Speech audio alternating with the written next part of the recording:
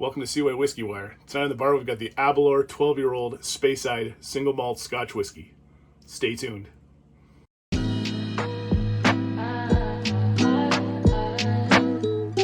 Welcome to Seawaywhiskywire. I'm Tyler, and tonight on the bar we've got the pleasure of reviewing the Aberlour 12-year-old Speyside Single Malt Scotch Whisky.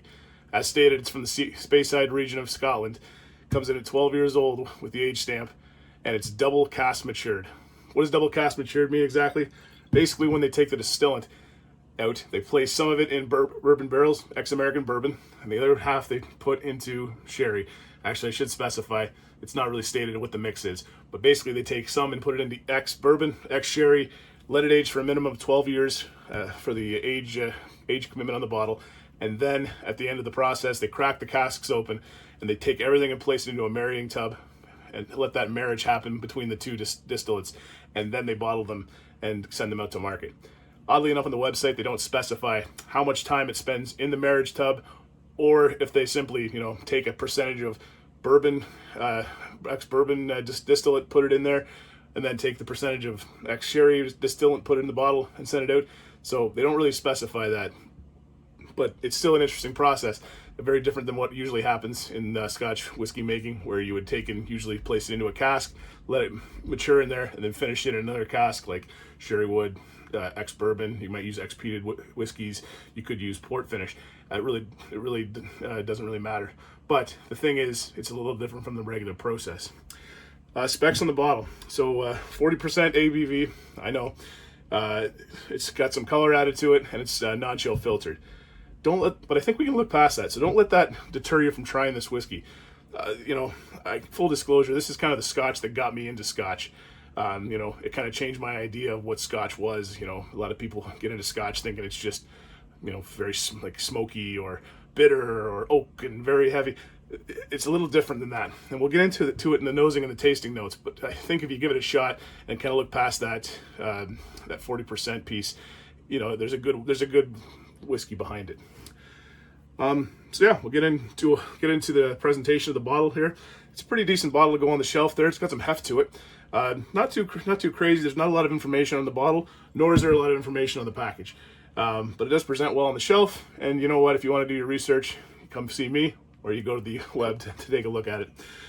We'll get into the pour and take a look at the actual liquid in the bottle. Give it a nice pour here.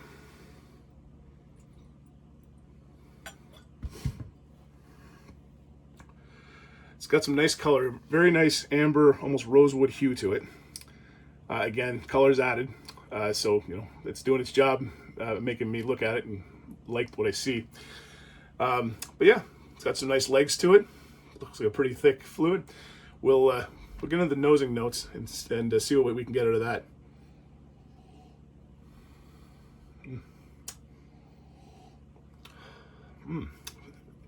So right away, very sweet.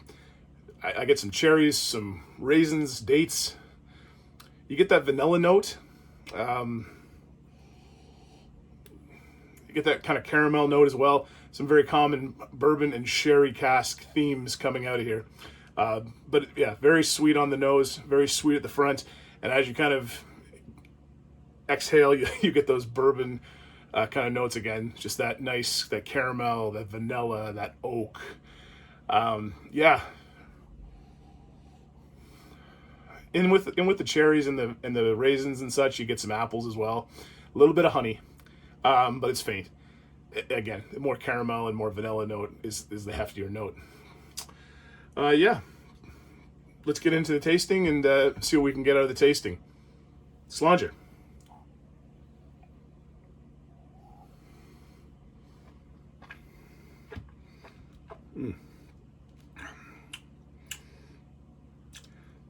Before I took that sip, I should have asked you if you have a Speyside or another Scotch you want to pour to drink along with me.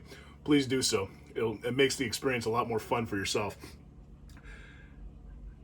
So right off the get-go, what do I get? I get those fruit notes again. Very dominated by the raisins, the dates, cherry. I get that honey and caramel and vanilla as well. It's more at the back, but it's there and it dominates. Right after that fruit, you get that nice sweet ex-bourbon note, and then at the end of it, you get this nice, almost full spice, cinnamon, Christmas spices, allspice, and it just goes on. And now I'm getting the oaky notes at the end. We'll go in for another sip. Pretty complex, all in all.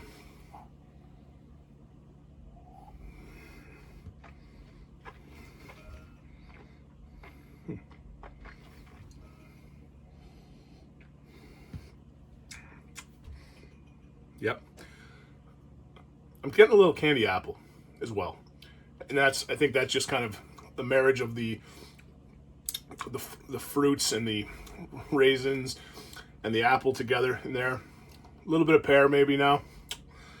And then it just kicks in. You get that bourbon, that ex-bourbon kind of characteristics of vanilla, the caramel notes. The spice comes in right after it. Same as before. And now I'm getting that long finish of those oak tannins, that kind of a little bit bitter, that oaky flavor. Yeah, very nice. It's very mouth coating as well. You get that. It's not a thinner liquid that you would normally expect out of a 40 ABV offering. So you get that nice coating of the mouth, and it feels very hefty, almost chewy. I wouldn't go as far as saying that it is chewy, but it's almost chewy. It almost lines up with those big boys. We'll get into the finish now and just see if anything changes along there.